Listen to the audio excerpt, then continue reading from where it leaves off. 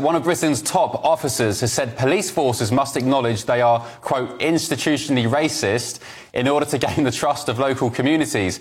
Gavin Stevens, chair of the National Police Chiefs Council, said, "What I've found is that some groups simply won't work with us or take us seriously if we don't accept the diagnosis of institutional racism and say it out loud." This, of course, differs from the view of Met Police boss Sir Mark Rowley. He has previously insisted police should reject the use of the term institutional. And while police chiefs continue to focus on diversity, their response times are becoming increasingly embarrassing. Official figures show police have taken up to 17.5 hours, goodness me, to respond to antisocial behaviour reports, with Suffolk claiming the worst record in the country. So I'm delighted to be welcomed by retired police officer Norman Brennan. Norman, with crime running out of control and cops focusing on institutional racism, have our British police officers got their priorities all wrong? Well, they have got the priorities wrong. What we should be doing is we should be patrolling the streets, reassuring the public, attending every call that the public made. Victims of crime, we should be attending their calls, taking statements, sitting down with them, investigating crime, and we should be patrolling the streets and reassuring the public safety on transport, the shops. We should be interacting with shopkeepers. That is what the ethos of policing is. It's basic policing: patrolling, reassuring, deterring and arresting. OK, Norman, we know what they need to be doing, so why aren't they doing it? Well, because there's not enough of them. Sadly, 13 years ago, policing was crippled under Theresa May, the then Home Secretary, under David Cameron. They lost 22,000 officers, 47,000 backroom staff. So you had fewer officers doing more, plus they had to backfill. So that's when police, sadly, lost the streets and the criminal fraternity actually took over. Yeah, but Norman, we replaced those officers, didn't we? Boris Johnson did it. No, we haven't, unfortunately. 20,000 officers were re-recruited. Over 5,000 officers have already resigned and gone because they've seen the state of policing and leadership. Now, let's get to the leadership. Let me tell you why Gavin Stevenson said what he has said about his officers being institutionally racist. He does not speak for tens of thousands of officers.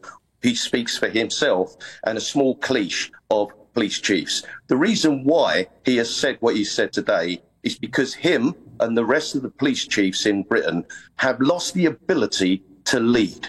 They've lost focus. They're weak, woke, weary and lost. They've detached from frontline police officers. They don't understand what the public wants. They don't understand what victims need, but frontline police officers to do. So instead of him challenge the system, the criminal justice system, the Home Secretary and the courts to do their job, what he thought the easiest thing to do, I'll throw all my officers under the bus. That would detract attention away from us. Now, tens of thousands of frontline police officers care passionately about the public. Are they institutionally racist? I was the only serving police officer in Britain 30 years ago that challenged the Macpherson report. And do you know what? I also liaised with the Deputy Chief Constable, Robert Ayling, that investigated the Metropolitan Police, and his report was given to William Macpherson. William Macpherson only used 50% of that report.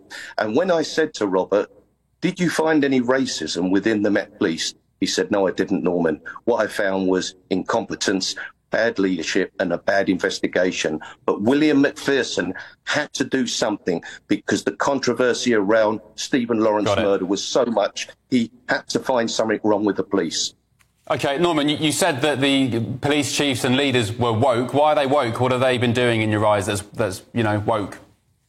Well, I'll tell you what, all they're interested in doing is telling you about pronouns, telling you about their sex, telling you about all the issues that most of the British public don't give a toss about, excuse the French. What they want is police leaders with vision, passion, direction, and the ability to earn respect from their officers, the public and victims of crime. But they've abandoned the ethos of leadership and they've left it to frontline officers to take the flag.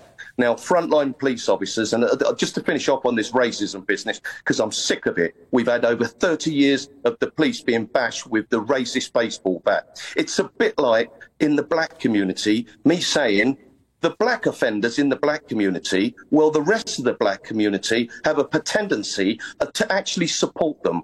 Well, we all know that that's not the case. And we also know, well, I certainly do, that the frontline police officers, some that are racist, are certainly not supported by their colleagues. In fact, the complete opposite. Let's put all this racist institutional nonsense to one side. It's been going on for far too long. And the black community and the white community, in fact, every community, want to see police on the streets, policing without fear and favour and doing the job that they pay the police to do, and the police themselves expect to do without being distracted from weak, out of touch, lost chief police officers. Norman, I've been thinking, isn't part of the problem the fact that police forces require new coppers to have degrees? Because in my experience working in the professional world and the media, most of the time, people that come out of university with degrees coming out their ears, to be quite frank, they're some of the most useless people going. They can't pick up the phones, they can't look at people in the eye and speak to them. And I just get the feeling that with police forces eliminating so many decent people, maybe from other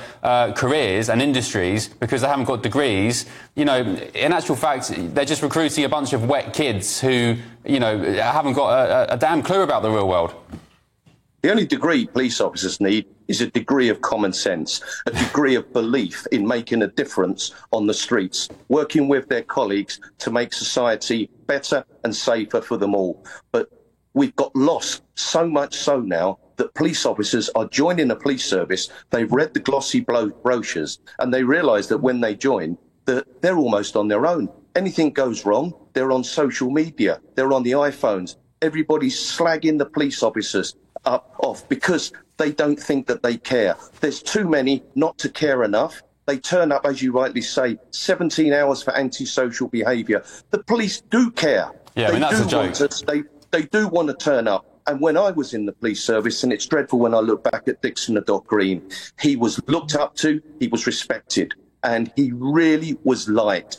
We need to get back that sort of policing and stop all this anti-social behaviour nonsense by our own police chiefs that are detached from frontline issues. OK, Norman Brennan, really appreciate you being with us. I can see you're fired up and it's great. You know, I really can see how strongly you feel about this. And actually, so do the British public. When they're taking 18 hours to come and sort some low-level yobs or vandalism out, it makes you wonder what the point is, you know. And actually, Rudy Giuliani, the former New York mayor, he had a great a broken window theory, they called it. You deal with the low-level crime, and that stops the more serious crime escalating. Norman, thanks very much for your time. Appreciate it. Have a good evening.